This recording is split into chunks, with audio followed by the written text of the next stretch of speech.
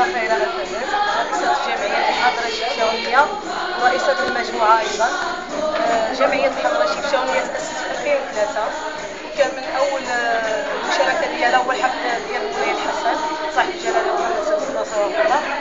وجمعية الحضرة الشفشاونية الجمعية تأسست في 2003، والضمن ديالها هو الرعاية والحفاظ على التراث، على التراث الحضراوي الشفشاوني الأصيل.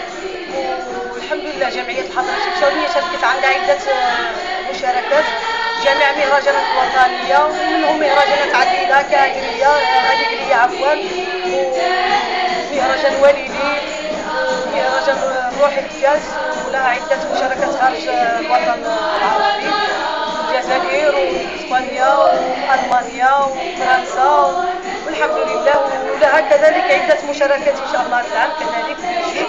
هذه أول مشاركة ديالكم في العرايش؟ في العرايش أول مرة في هذا المهرجان، وحنا جيت سعداء بهذه الدعوة اللي تشرفنا ليها، وراها احنا سعداء بهذه الدورة الرابعة.